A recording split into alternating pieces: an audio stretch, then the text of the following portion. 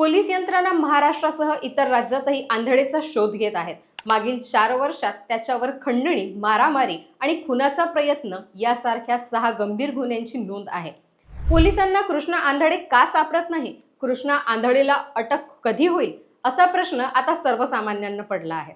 अटकेपासून बचावासाठी कृष्णा आंधळे 2 मार्गांचा अवलंब करत असल्याची शक्यता आहे। ते 2 मार्ग कोणते यासंबंधीची माहिती आज आपण या व्हिडिओच्या माध्यमातून जाणून घेणार आहोत। नमस्कार, मी हर्षदा। story.com मध्ये आपलं स्वागत। सरपंच संतोष देशमुख हत्याकांडातील प्रमुख आरोपी कृष्णा आंधळे गेल्या अनेक दिवसांपासून फरार आहे। संतोष देशमुख हत्या प्रकरणातील सध्या या एकाच आरोपीला अटक करणे पोलिसांना शक्य झालेले नाही। अटकेपासून बचावासाठी कृष्णा आंधळे 2 मार्गांचा अवलंब करण्याची शक्यता आहे। पहिलं म्हणजे मंदिराचा आश्रय आणि दुसरं नेपाळला पळून जाणे। मंदिराचा आश्रय घेत लपून बसणे हे एखाद्या आरोपीला सहज शक्य होईल।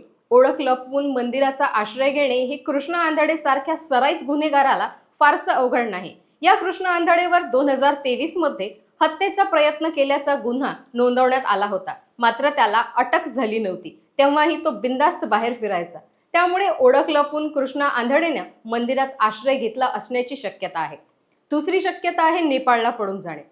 भारतात गुन्हे केल्यानंतर गुन्हेगार नेपाळला पळून गेल्याच्या बातम्या आपण अनेकदा ऐकत असतो, कारण तिथे गेल्यावर त्यांना पकडणे फारसे सोपे नसते।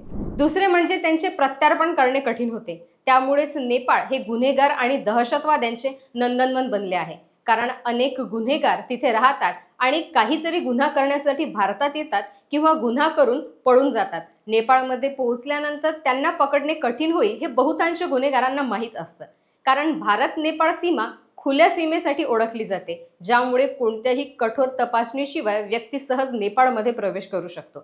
नेपाळमध्ये एका प्रकारचे गुन्हेगारी नेटवर्क विकसित केले गेले आहे, जे फरारी लोकांना मदत आणि संसाधने पुरवते। हे नेटवर्क गुन्हेगारांना नेपाळमध्ये आश्रय, रोजगार आणि कायदेशीर मदत शोधण्यात देखील मदत करू शकतात। भारतातील अनेक गुन्हेगार फरार आरोपी नेपाळमध्ये आहेत। मोस्ट वॉन्टेड यादीत समाविष्ट असलेल्या बिहारमधील अनेक गुंड कायद्यापासून बचावासाठी नेपाळमध्ये पळून गेलेले आहेत। त्यामुळे कृष्णा आंधळे सारखा आरोपी नेपाळमध्ये गेला असल्याची शक्यता नकारता येत नाही, आणि तसे असेल तर नेपाळमधील फरार आरोपीला अटक करणे हे पाकिस्तानमधील फरार आरोपीला अटक करण्या इतकेच कठीण आणि गुंतागुंतीचे आहे।